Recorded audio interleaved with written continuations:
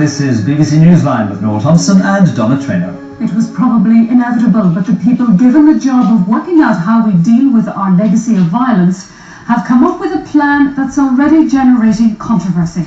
The consultative group in the past, headed by Lord Eames and Dennis Bradley, is expected to propose paying £12,000 to the families of everyone killed in the conflict. That would include the relatives of police and soldiers and loyalist and Republican terrorists. That would cost an estimated £40 million. In a moment we'll have more on the other proposals from the group, which are not due to be published until next week. First, our Home Affairs correspondent Vincent Kearney reports on what's emerging as the most contentious suggestion.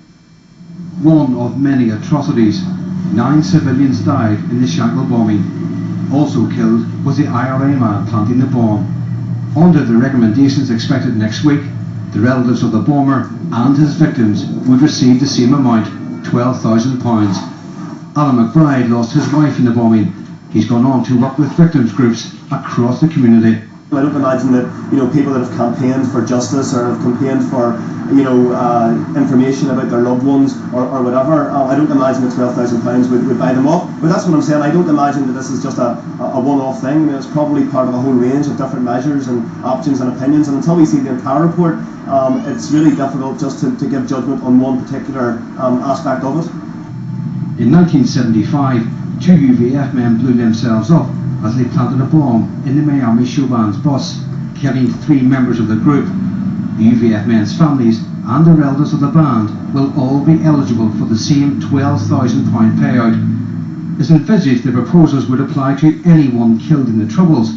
The families of soldiers, like the 18 who died in an IRA attack at Warren Point, would receive the same money. It's thought some of those involved in that attack were later themselves killed, and their families would therefore get the £12,000 as well. The consultative group's proposals are in some respects controversial, but there's no question that the one-off payment, if it gets government approval, will be the most contentious. The proposal underpins a key element in the group's approach to the dead of the Troubles. Lord Eames, Dennis Bradley and their colleagues are expected to say there should be no hierarchy of victims, that everyone should be treated in the same way. Even those who represent victims are unlikely to agree. The families that we represent, their primary focus is not one for financial gain nor compensation. It's principally to find out the truth about what happened to their loved ones. So it doesn't become an issue for them here today immediately. Their focus on Eames Bradley for Wednesday will be, can it deliver the truth? That's the principle. The perpetrators who actually were involved in murdering innocent Protestant or Catholics are now becoming paid assassins by the British government and the Irish government. And if we don't accept that, if we don't accept that they're entitled to that, then move on with violence, well, how is that going to benefit anybody? The emotions aroused by the proposals are likely to be reflected in the positions taken by politicians. There are certainly victims who need support, and that includes financial support. There are victims who have struggled for many years, widows who were left to bring up young children who continue to struggle financially. They need help and support. But I am sure that they, when reflecting on these proposals, will not want to see themselves equated with those who murdered their loved ones. This report has to be an independent report. It has to recognise the importance of an independent approach to it. It has to be victim-centred. And I think that's what Dennis Bradley and Lord Eames have to deliver.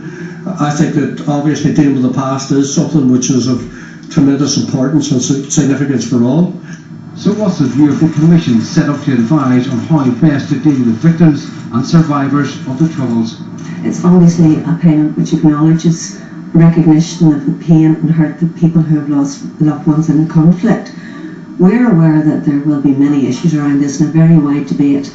It will cause anger, it will cause people will feel insulted, they will say it's a sum that can't compare with the loss of life.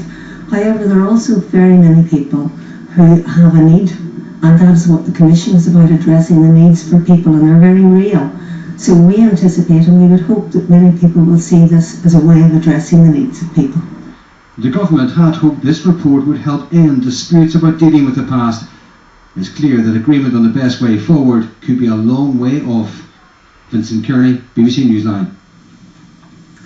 Well, let's look at some of the other main proposals we expect from the consultative group. They'll propose a legacy commission with a 5-year remit. It would have an international chairman and 2 other commissioners appointed jointly by the 2 governments in consultation with the First and Deputy First Ministers.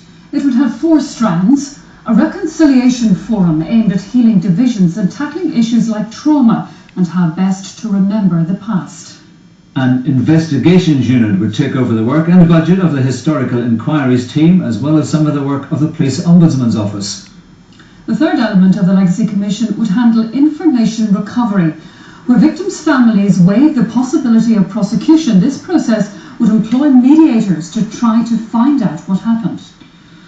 There's no proposal for a general amnesty, but anyone who made a statement would have immunity with regard to its contents. And we understand the final element would cover what's called thematic examinations, touching on much broader issues like collusion.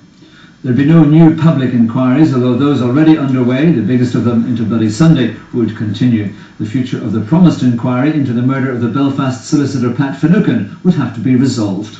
Well, our Home Affairs correspondent Vincent Kearney is with me now. Well, given the controversy, it seems highly unlikely, Vincent, that this will get universal support.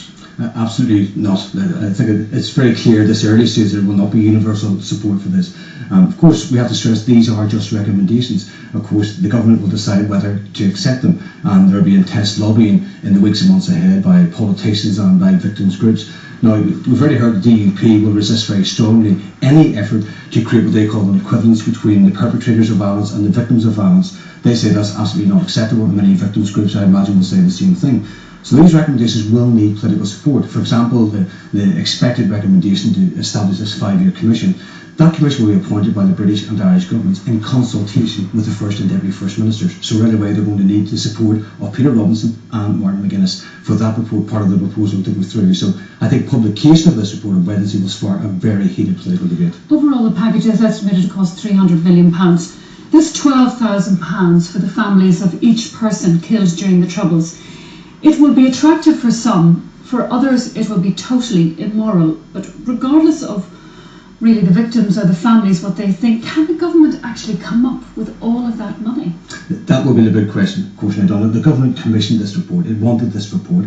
Gordon Brown was briefed on its contents yesterday. Now, we're not sure what was said, but we understand that while he certainly didn't give a definitive yes to funding it, he also didn't give a definitive no to funding it. So we're not sure what the government will do. They'll consider it in the weeks and months ahead and then reach a decision. Now, the consultative group could well argue that this could be a cheaper alternative to what's already going on. If you look at the Savile inquiry into Bloody Sunday, currently costs around £185 million. The ongoing inquiries into the murders of Rosemary Nelson, Robert Hamill and Billy Wright are expected to cost around £100 million.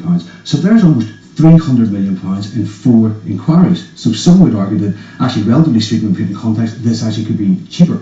However, the government is of course facing a very deep recession. It doesn't have an awful lot of money to spread around, so it may not have these kind of finances. So far from clear, Donna, whether the political will or the financial means will be there to actually implement these recommendations. Clearly more discussion to come in the days and weeks to come. Vincent, for now, thank you. And we'd like to hear your comments on the expected £12,000 to the families of everyone killed in the Troubles. Text Newsline followed by your comment to 63399. Our phone number is 03704 111630 and our email address is bbcnewsline@bbc.co.uk. You will be able to see the messages on our programme website. The BBC has learned that the DUP's European candidate is